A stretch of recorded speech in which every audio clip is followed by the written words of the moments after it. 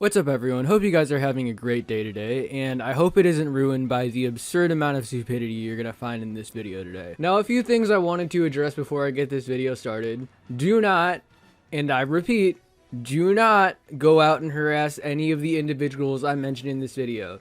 You can't fight fire with fire, and all I want this video to be is simply constructive criticism and to show people how to possibly better themselves as humans. Yes, I might throw a light insult to people here and there, but it's never anything personal. So once again, I do not condone any racism, sexism, homophobia, or harassment of anyone whatsoever. And the people who do support any of the topics I just listed have no place on my channel and are not welcome here.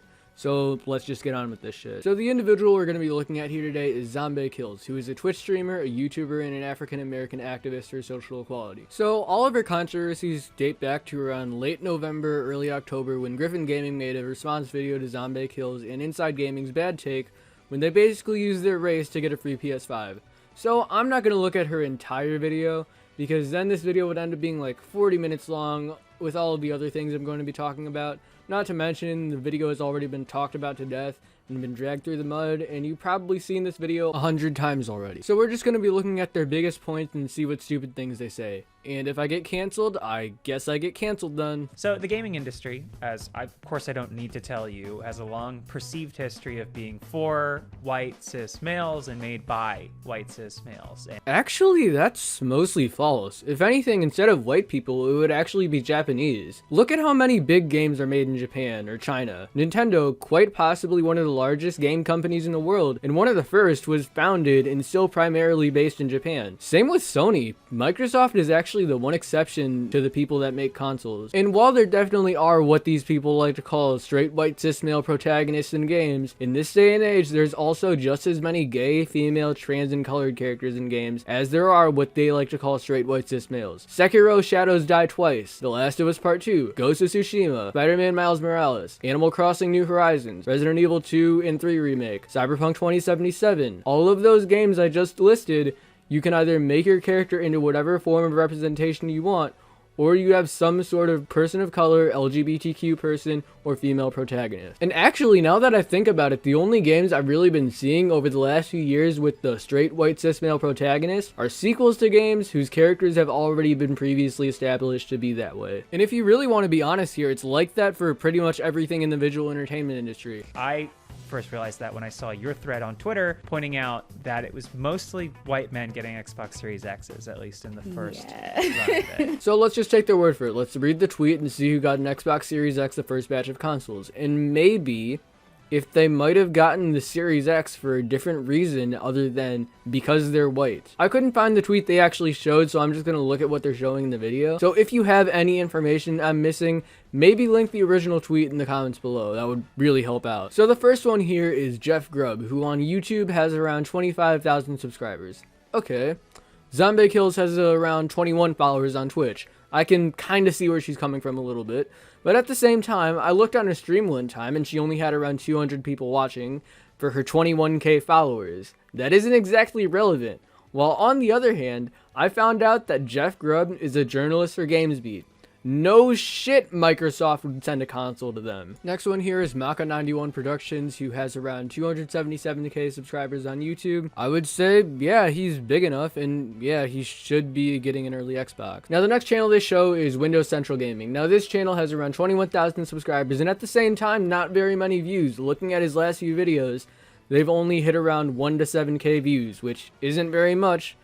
Around a third of their viewership. While ZombaeKillz' most popular social media platform, Twitch, has around 21,000 followers, and her most viewed clip has less than 500 views. That's not a lot. Like, 2% of her followers actually watched it. Now, I can somewhat see where they're coming from in that it's weird that this dude got noticed but not the two women shown in the video, but then at the same time, they get more views than Zombie, to be fair, still not a lot. And then also, judging by their channel and my brief research I did on their channel, their videos they've been making, Windows Central very clearly has some strong tie to Microsoft, so it makes sense that they would get sent an Xbox. Zombie, on the other hand, is just some no-name Twitch streamer that I had never heard of until Griffin talked about her in one of her videos. No hate to Zombie, it's just that she isn't very popular. The next one they show is Unbox Therapy. Do we really even need to discuss why Unbox Therapy got an Xbox? He's got fucking 17 million subscribers. That should say it on its own. And even then, he doesn't even have the Series X in their post. He has the controller and the expansion card. No console. If they didn't give a 17 million sub channel an Xbox at this time, then why the fuck should they give it to you when you have like 21k followers on Twitch and barely anybody watching your stream? The next one they show is Tech Chap, has 1 million subs on YouTube, also verified, two things that Zombie has neither, and really it's just self-explanatory at that point, and that's all the evidence they listed. Now I'll be fair and say that maybe they showed other better examples that support their case in the tweet, but then why didn't they show it in the video? Once again, I could be wrong, and if someone can link me the original tweet in the comments, I'll be sure to check it out, but as of right now, the people they listed were either Xbox focused channels, big name game journalists, or YouTubers with over 200k. It was about where are the black women who are able to actually review these consoles. Now let me try to explain what she's trying to say here. From my understanding, she wants representation from black women reviewing the PS5 and Xbox Series X, and I 100% agree that representation is nothing but a good thing. The problem is that you shouldn't be giving people things just because they happen to be a certain race. You should be giving people things because they're able to review it honestly and openly to a large amount of people. ZombaeKillz is not a household name. She's not Unbox Therapy levels of popularity. She's got 21k followers on Twitch, which, I'll be fair, is a pretty decent amount, but then gets piss poor reviews on our clip. So tell me, what can ZombaeKillz say about the PS5 that a 17 million sub channel can't?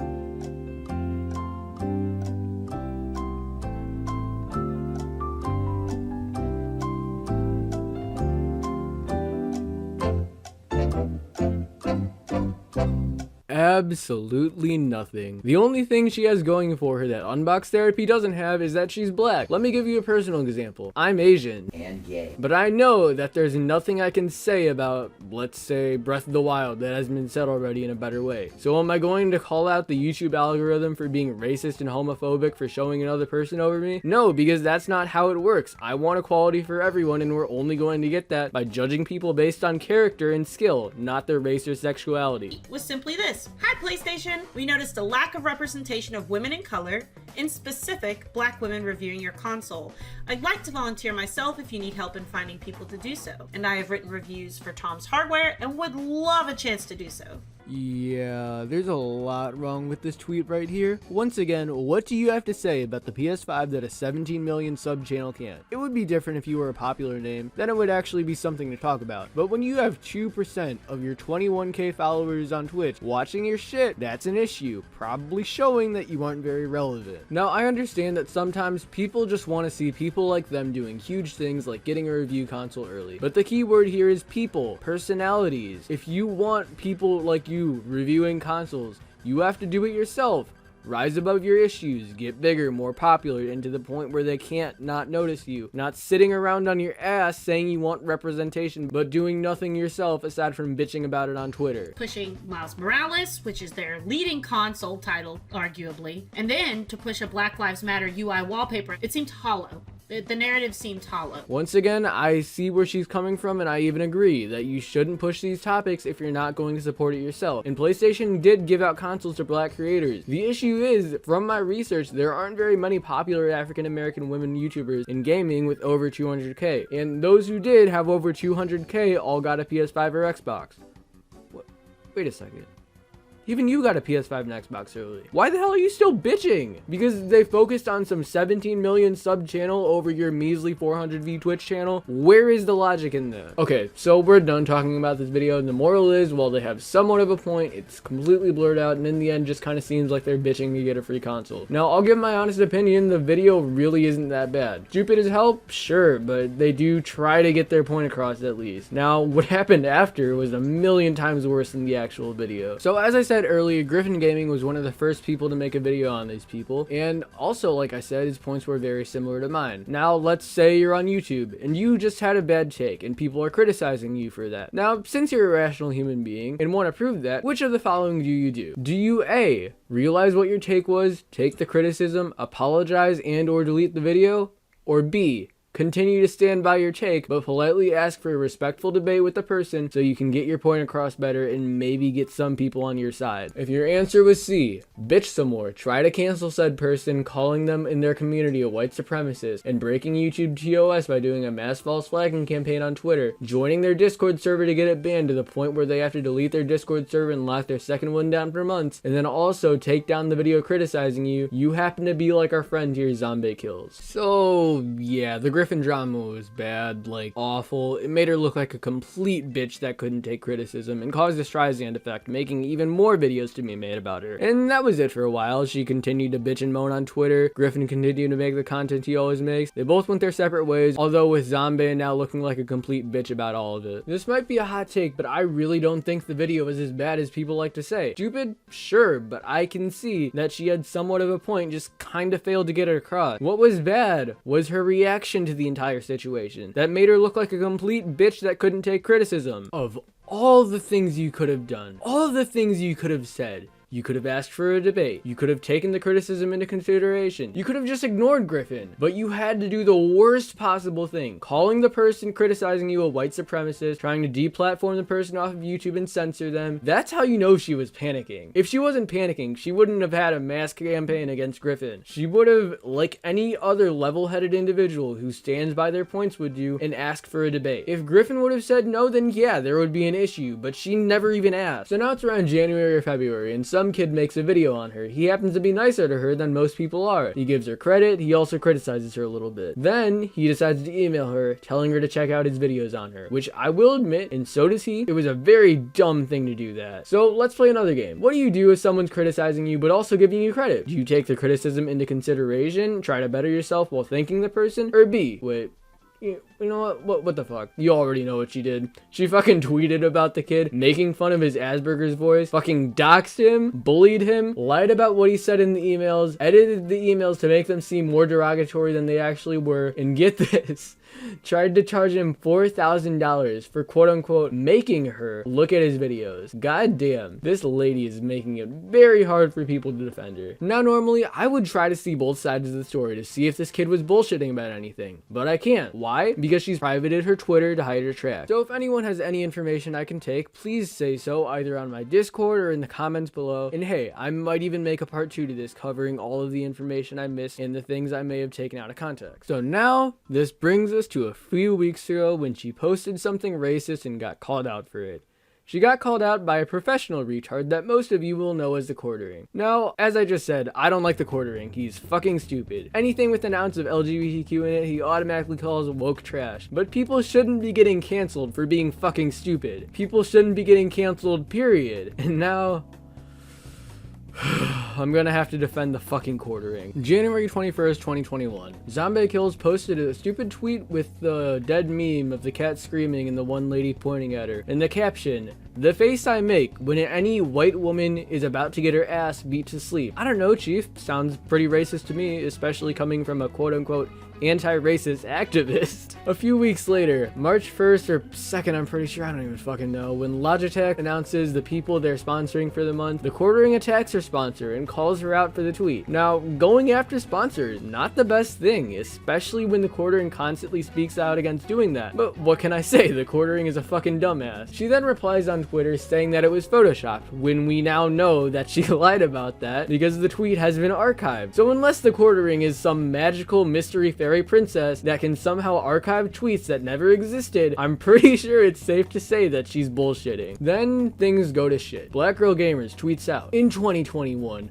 a black content creator is terrified because a racist troll called the police to SWAT her house," referring to the Quartering. Now, there isn't exactly stone cold evidence that he did or did not SWAT her house. It's more of a he said, she said scenario, but I'm going to go with the innocent until proven guilty mentality for now and say that, trusting her past track record of bullshit, the Quartering didn't SWAT her house. Now, does that mean that her house never got swatted? No, absolutely not. And the person who did SWAT her house needs to be thrown in jail. But that only goes to say that we shouldn't be accusing random people of swatting with no evidence to back up. Which, might I add, no evidence has come to fruition whatsoever. She also tried to get him banned off of YouTube, tried to cancel him, went after his sponsors, and probably some other things that I'm missing. And now, about yesterday, as I'm recording it, the Black Girl Gamer's Twitter post has been deleted. So again, I could be wrong and only time will tell, but based on ZombaeKillz' track record of bullshitting, the lack of evidence that the quartering swatted her house, and the fact that Black Girl Gamers deleted her tweet on the quartering, and finally the innocent until proven guilty mentality, as of right now, March 6th, the quartering is innocent. Now, if some evidence does come to fruition, I will talk about it, but as of right now, we just have to wait. While we wait to end this video off on a positive note, I will give ZombaeKillz some credit for doing some honestly great things for people. She made a whole stream highlight where she donates to people, gives people things, and obviously that is a very good thing and should not be ignored when judging her as a person. That's all I can find off the top of my head right now, but I just want to take time to criticize the quartering, Griffin Gaming, and Taylorgang. First off, the quartering. He tried to go after her sponsors. That's not okay. You can't fight fire with fire, but he knows that and has apologized. Second off, Griffin Gaming. Yes, I'm criticizing my senpai a little bit. That might mean that he'll never notice me, but oh well. But Griffin, he tried to say that she was directly calling Sony and Microsoft racist, where nowhere in the video does she directly say that. Maybe implied it once or twice, but never directly says that. He clickbaited and rage baited. Not very good. And finally, Taylorgang. He fucking emailed the bitch. Why the fuck would you do that? That's literally asking for trouble. And that's about it. Now, I'll admit, I'm probably missing a few things, and if I am, please tell me in the comments. DM me on Twitter or whatever the fuck. I don't care. But please provide some evidence that what you're saying is real, or I'll just discard it. Will it make part 2 to this video? Probably. I really don't know. Whatever happens next, or whatever deep shit she gets into next, I might talk about. But anyways, thank you all for watching. Have a great day. I'll hopefully see you all again soon if I'm not canceled by then.